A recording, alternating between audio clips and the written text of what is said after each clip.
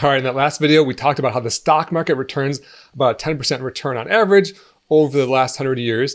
And we looked at, which stocks should you buy? And so the question now is, how do you pick a good stock? Which stocks should you buy?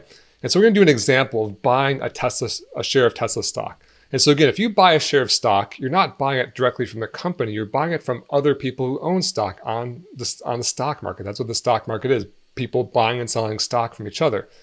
And so, but the people who are buying aren't just individuals like you and me, there's some other companies. So for example, there are companies that hire teams of analysts who literally went to Harvard and Yale and will contact Tesla former executives and employees and pay them hundreds of dollars per hour to interview them to basically learn about Tesla, the company, learn about the car industry, learn about the electric industry and the competitive landscape. They ask things about, Elon Musk's stability and, how good the competitors are and the challenges they face. And they try to just do this really super deep analysis of the company of Tesla. And they're trying to answer exactly one question. And that question is Tesla going to go up faster than the rest of the market? If yes, then Tesla's a good stock and they buy it. And if no, they don't buy it. But they're not the only ones who are trying to make this decision. There are also satellite research companies who literally put satellites into space to orbit the planet, to take pictures of the Earth, and they take pictures of they take pictures of the Tesla factories, and they count how many cars are coming off the Tesla line. And they do that to predict, is Tesla going to produce more cars or less cars than they projected in their last quarterly update? If they produce more cars, then that might give them information that Tesla is more likely to go up faster than the rest of the market because they're trying to answer that exact same question. And based on that information, they are making those trades. But they're not alone in trading. There's yet another player. There are these algorithmic trading companies. So I have a master's degree in computer science. I have friends who have PhDs in computer science.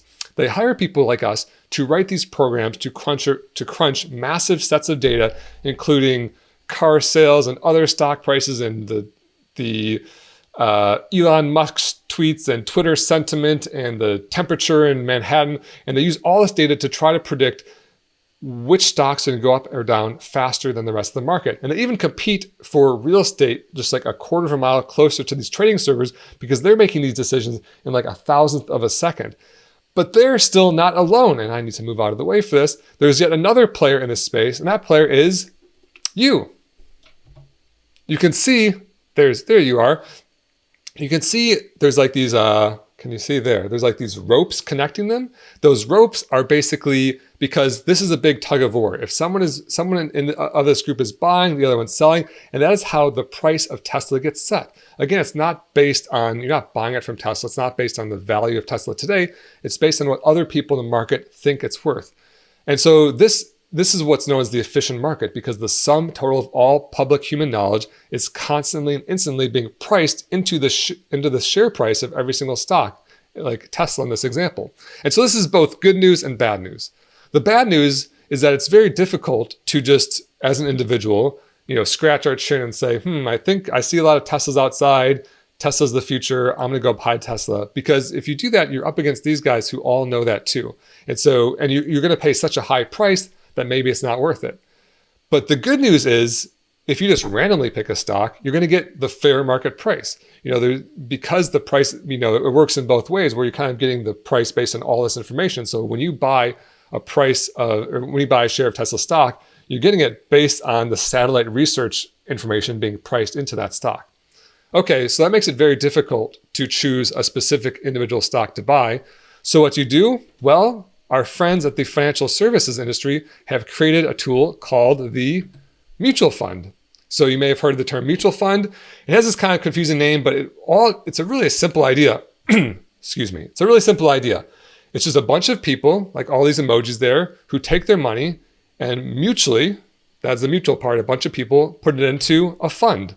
A fund is just a fancy word for like a bank account. And so it's basically all these people putting their money together in a big fund. That's what it is. That's a mutual fund. And then these mutual funds have a manager. And that manager takes that money and then picks and chooses the stocks for the entire group. And so then instead of each of these individual emojis trying to do their research and trying to understand, is Tesla a good buy or not, they can just pool their money and then have a smart manager whose full-time job is to make those decisions and pick those stocks. Then the profits from those stocks is returned back to the investors. That's great. And for decades and decades, this was basically the best way to invest. It's still a great way to invest. People still buy mutual funds every day, but there is a problem. And that problem is that manager charges a high fee for their service.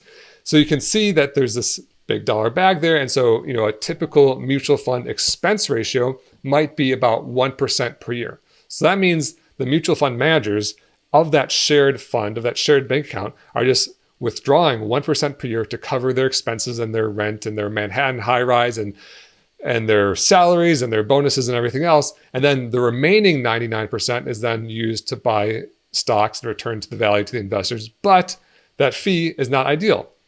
How bad is that fee? Join me in the next video and we'll look into it.